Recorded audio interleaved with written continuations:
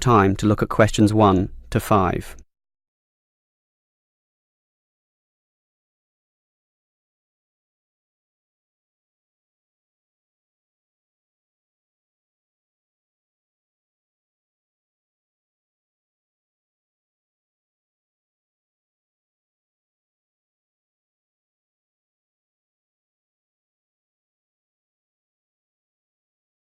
You will see that there is an example that has been done for you. On this occasion only, the conversation relating to this will be played first. Hello, is this the Dynamo Motorcycle Company? Yes, it is. How can I help you? Well, I have an instruction manual here for your new electric motorcycle, but I'm not satisfied with the purchase at all. Well, I'm sorry to hear that. But don't worry, I'm sure we can sort this out. The woman is talking about an electric motorcycle, so electric motorcycle has been written in the space. Now we shall begin. You should answer the questions as you listen, because you will not hear the recording a second time. Listen carefully and answer questions 1 to 5. Hello, is this the Dynamo Motorcycle Company? Yes, it is. How can I help you? Well, I have an instruction manual here for your new electric motorcycle, but I'm not satisfied with the purchase at all. Well, I'm sorry to hear that. But don't worry, I'm sure we can sort this out. Before we do anything, can you tell me the model number?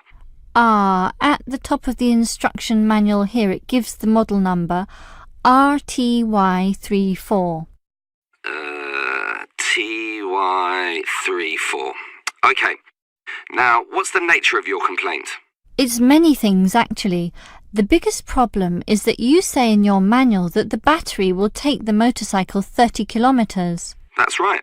Well, it's lucky to take me 8. The battery is usually flat by then, often leaving me stuck at the side of the road. Are you sure you're charging it correctly? I'm fairly sure. I follow all the instructions and plug it in for a long time. And are you sure you charge it for the required 3 hours? I charge it until the charging light goes off, and that's 2 hours, so that should be enough. And there's a serious design fault with this motorcycle. When you're riding it, there's no meter to show you how much power is left, so you actually don't know when the machine is going to stop working. There's a voltage gauge. Yes, but that tells you nothing. The needle fluctuates about from 55 to 45, so whatever it says is meaningless. According to the manual, you're meant to charge the battery if the needle falls under 50 volts. But even when you charge it, it can go below 45. As I said, the needle just waves all over the place. The result is that I'm always worried that the bike will leave me stranded in the middle of nowhere. Well, I'm sorry about that. Sure, but what are you going to do about it? Unfortunately, we don't have a refund policy, but if you take the bike to one of our shops, our mechanics will look at it. Perhaps there's a problem that we can fix. The gauge, for example. The other problem is the battery. I actually weighed it, and it's almost 6 kilograms. Yet you say in your manual that it weighs only 3. I can barely pick the thing up, so it's not 3 kilograms at all. Maybe you purchased the wrong model by mistake. I doubt that very much. Basically, I think I've been defrauded, and I'd like to know what you're going to do about it. All right, I'll put you through to our complaints department. Before you hear the rest of the conversation, you have some time to look at questions 6 to 10.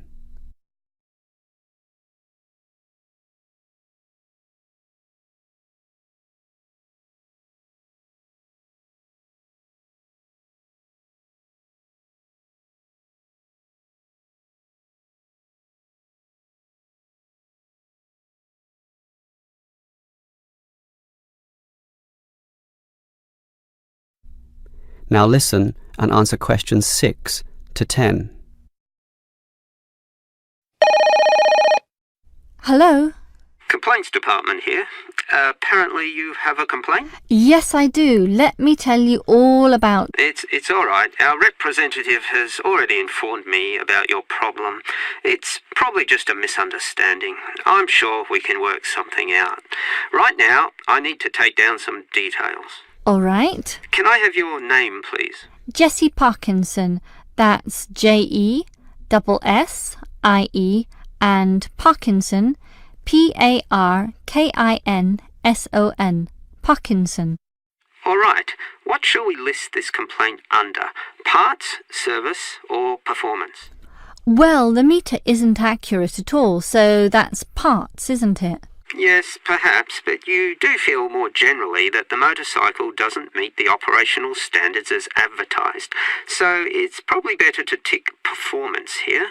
Can we tick both, parts and performance? No, we can only tick one, so let's not call it parts. We'll go with performance. Now, we may post some further forms and questionnaires to you, so would you mind giving me your address? Certainly, it's 45 Melrose Road. Melrose, M-E-L and Rose. OK. Now, your phone number? Just use my mobile phone. That's 0928 982 453. 453. OK. And if we have any follow-up questions, what time is best for ringing you? Morning, afternoon, night time? Well, I work as a secretary from 9 to 5, but I do get a lunch break which gives me some free time. This break used to be 12:30 to 1:30, but then it changed to an hour later, so it's best to ring me at 2 p.m. since the break now starts at 1:30. All right. That's all for now. We just need to do our own investigation and we'll probably ring you back tomorrow. I'm sure we can get to the bottom of this. That is the end of section 1. You now have half a minute to check your answers.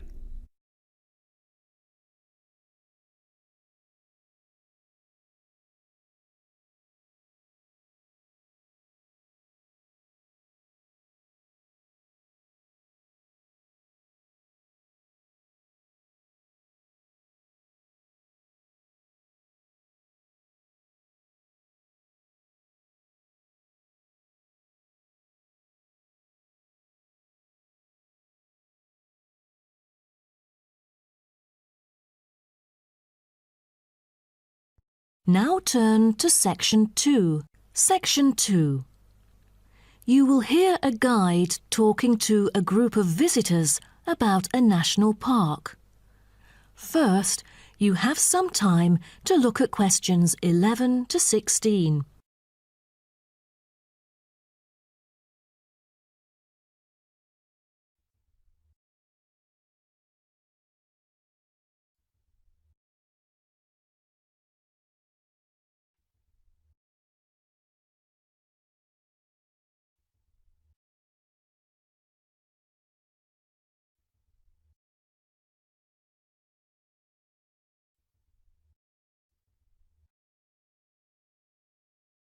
Now listen carefully and answer questions 11 to 16.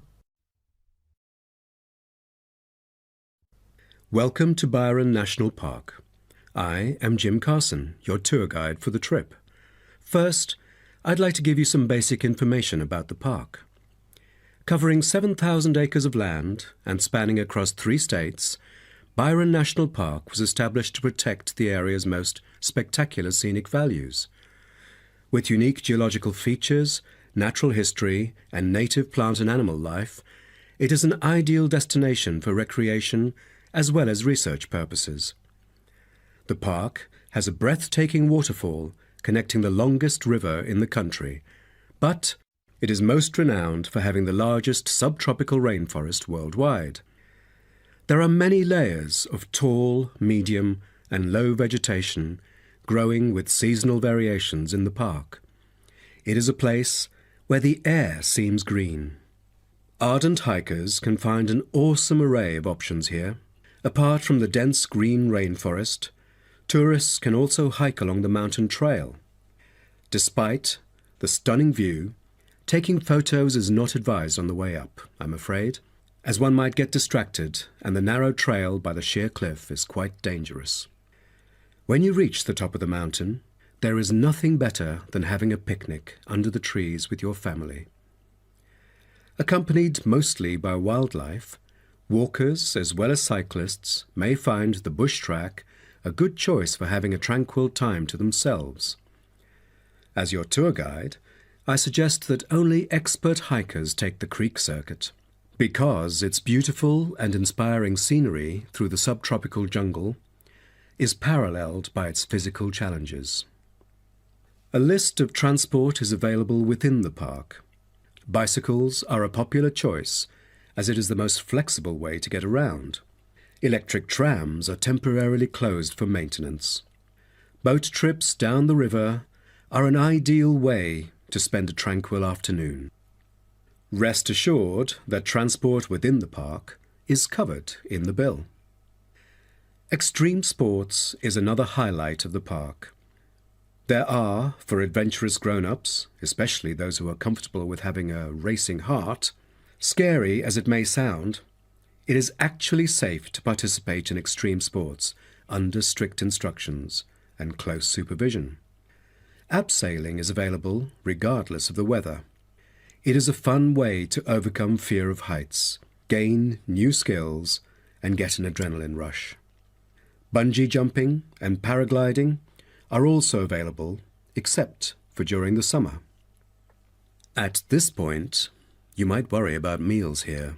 Well, even though there is only one restaurant in the park at the moment, the variety of dishes is astonishing. There are 2 meals included in the price. Just get your meal ticket at the reception before dining. Also, there is no need to make reservations or worry about availability, since there are plenty of tables. Before you hear the rest of the talk, you have some time to look at questions 17 to 20.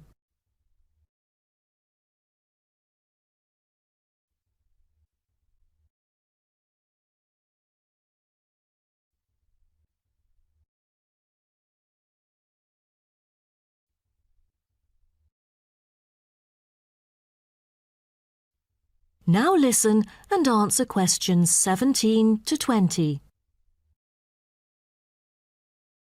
During your stay here, you might want to know what there is to do.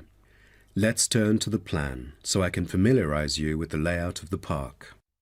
Most tourists would choose to stay in our guest house, located in the southeast corner.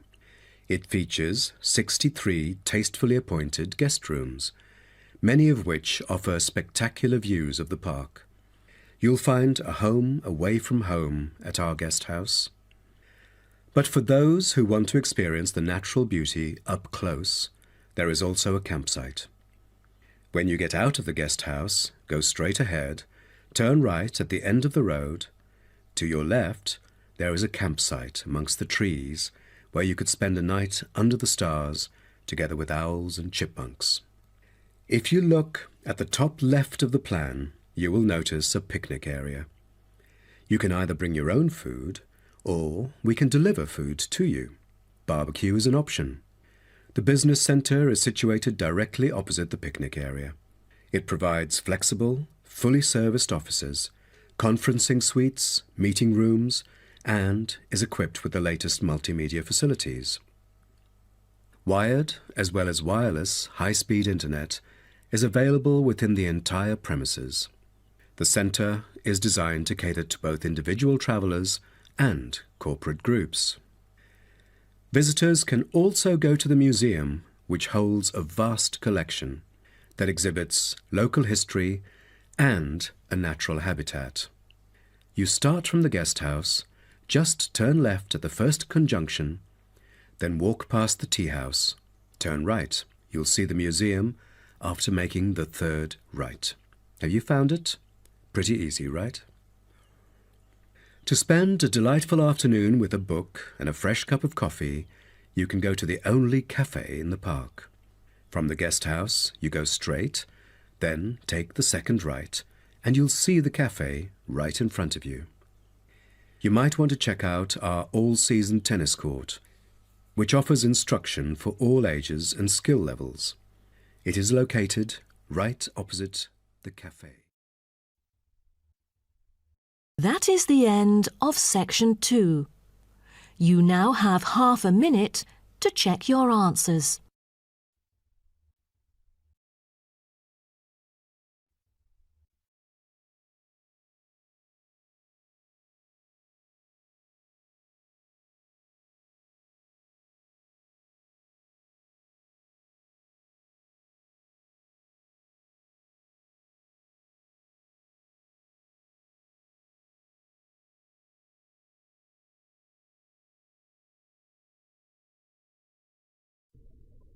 Now turn to Section 3. Section 3. You will hear a librarian called Adam Smith talking to the students about how to use the facilities in the library. First, you have some time to look at questions 21 to 26.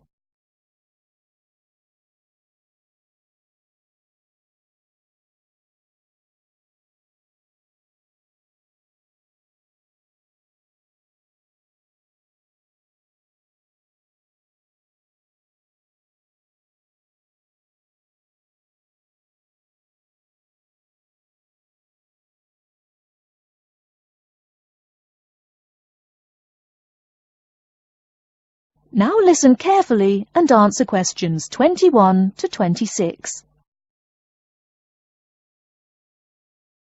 Welcome. Please come in and gather over here around the tables. My name is Adam Smith, and I'm the librarian here. I'll show you around today and explain how to use these facilities. Hopefully, when I'm done with it, you'll know the ropes. And please feel free to let me know of any questions or concerns that you may have. Now we're at the gate of the library. Upon entering into the door, you'll find that the restrooms are on your left-hand side, and opposite them is a photocopy room. Many of you are wondering about the check-in and check-out process. What you have to do is go to the circulation desk, which is to the east of the photocopy room. The reading room is a really large area in the center of the library, just to the north of the circulation desk. I'm sure you won't miss it. If you're here to do research, this is where you should bring books to look through. However, if you're here to do any group projects or other interactive activities, I advise you to use one of the study rooms, which are just to the east of the reading room. Moving on to the southeast corner, we have the Periodical Section, just next to the study rooms. We have a collection of different newspapers and magazines in this section. You can get last week's weather reports, or all the top stories 5 years ago. Our periodicals can be traced back 20 years to the time when our school library was built. Our first question. Yes. Can we check out magazines from the library? I'm sorry, but you cannot take any periodicals out of the library. You're welcome to read them for as long as you want while you're here, but you cannot check them out. I wonder if there is any place where we can get some food in the library. Do we have a store here? Of course. The Food Service Center is just meters away from the study rooms. It's on the northeast corner as you look at the map. The Food Service Center offers different kinds of snacks, though it's not big. Well, moving on along to the west, you will find the Video Resource Center on your right hand. We have educational videos and documentaries, as well as major motion pictures. We ask that you pay attention to the tag on the video that you pick up, as many of our documentaries are for on-site viewing only and may not be taken out of the library. To the west of the Video Resource Center is our satellite TV station. Here we stream the news from Channel 19 for most of the day. How many channels does it have? It does have nearly 200 channels, but we generally will give top priority to channels with some big events, like presidential addresses or other breaking news. During the coverage of the presidential debate, students will take a break from studying and flock to watch it. Last, but perhaps most important, is the inquiry desk. It's just on the left-hand side when you walk into the library, so it's impossible to miss it. If you have any questions about how to use equipment or where to find something, come and ask the assistant. Don't be shy, because that's what they're here for. Before you hear the rest of the talk, you have some time to look at questions 27 to 30.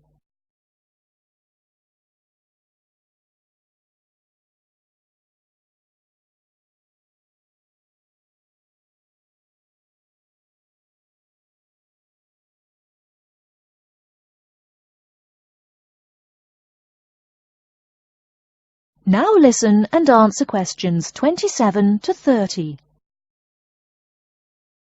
Speaking of questions, one of the questions we get asked is how to actually check out a book once a student has picked one out. If it's a fiction or non-fiction book, look for the pink and yellow checkout card inside the back cover of the book. You can also find information about the book on these cards, including its publishing date, genre, ISBN, and a log of dates it's been checked out before. Present this card to me or any library assistant, and we'll stamp it, and then the book can be kept for 3 weeks. You can find general information on a field of study by using one of our subject guides. We have them on paper here, but any of our computers will allow you to search within fields as well. What if the library doesn't have a resource we're looking for? Great question. I'm going to address that. Our library is a network with a number of other universities in the area. So if there is something you're looking for and it's available somewhere in the area, we'll be able to get it for you. However, there are universities which are not part of the network, so we do not share resources with them. If you want more information about the library and its resources, you'll find it in a labeled blue folder on my desk in the Enquiry section. Okay, so that's a lot of information all at once, and I don't expect you to remember it all. The most important thing is please be respectful of the staff, and if you need help with anything at all, come and ask me or one of the assistants. All right, any questions? That is the end of Section 3. You now have half a minute to check your answers.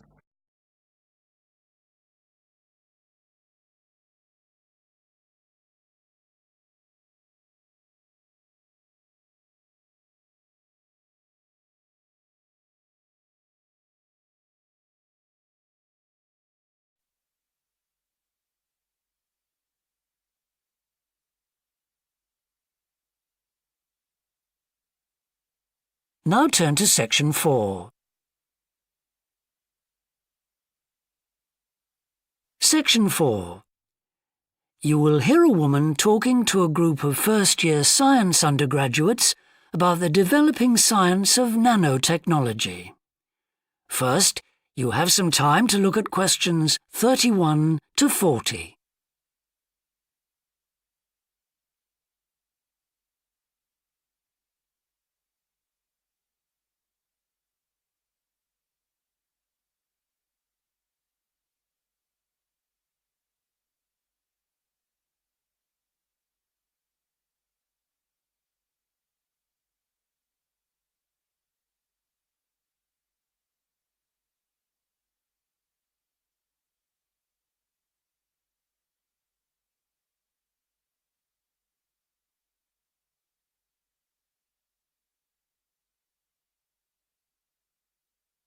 Now listen carefully and answer questions 31 to 40. Today we're going to look at an important area of science, namely nanotechnology. So, what is it? Nano means tiny, so it's science and engineering on the scale of atoms and molecules. The idea is that by controlling and rearranging atoms, you can literally create anything. However, as we'll see, the science of the small has some big implications, affecting us in many ways. There's no doubt that nanotechnology promises so much for civilization. However, all new technologies have their teething problems. And with nanotechnology, society often gets the wrong idea about its capabilities. Numerous science fiction books and movies have raised people's fears about nanotechnology, with scenarios such as inserting little nanorobots into your body that monitor everything you do without you realizing it, or self-replicating nanorobots that eventually take over the world. So, how do we safeguard such a potentially powerful technology? Some scientists recommend that nanoparticles be treated as new chemicals, with separate safety tests and clear labelling. They believe that greater care should also be taken with nanoparticles in laboratories and factories. Others have called for a withdrawal of new nanoproducts, such as cosmetics, and a temporary halt to many kinds of nanotech research. But as far as I'm concerned, there's a need to plough ahead with the discoveries and applications of nanotechnology.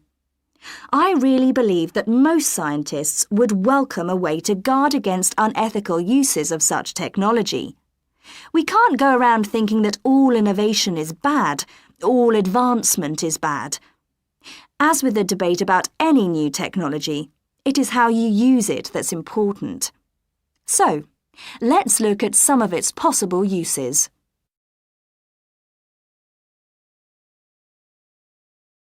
Thanks to nanotechnology, there could be a major breakthrough in the field of transportation, with the production of more durable metals. These could be virtually unbreakable, lighter, and much more pliable, leading to planes that are 50 times lighter than at present. Those same improved capabilities will dramatically reduce the cost of travelling into space, making it more accessible to ordinary people and opening up a totally new holiday destination. In terms of technology, the computer industry will be able to shrink computer parts down to minute sizes. We need nanotechnology in order to create a new generation of computers that will work even faster and will have 1,000,000 times more memory, but will be about the size of a sugar cube. Nanotechnology could also revolutionize the way that we generate power. The cost of solar cells will be drastically reduced, so harnessing this energy will be far more economical than at present. But nanotechnology has much wider applications than this and could have an enormous impact on our environment. For instance, tiny airborne nanorobots could be programmed to actually rebuild the ozone layer, which could lessen the impact of global warming on our planet. That's a pretty amazing thought, isn't it? On a more local scale, this new technology could help with the cleanup of environmental disasters, as nanotechnology will allow us to remove oil and other contaminants from the water far more effectively. And if nanotechnology progresses as expected, as a sort of building block set of about 90 atoms, then you could build anything you wanted from the bottom up. In terms of production, this means that you only use what you need, and so there wouldn't be any waste. The notion that you could create anything at all has major implications for our health. It means that we'll eventually be able to replicate anything. This would have a phenomenal effect on our society. In time, it could even lead to the eradication of famine through the introduction of machines that produce food to feed the hungry. But it's in the area of medicine that nanotechnology may have its biggest impact. How we detect disease will change as tiny biosensors are developed to analyse tests in minutes rather than days. There's even speculation nanorobots could be used to slow the aging process, lengthening life expectancy. As you can see, I'm very excited by the implications that could be available to us in the next few decades. Just how long it'll take, I honestly don't know. That is the end of section 4. You now have half a minute to check your answers.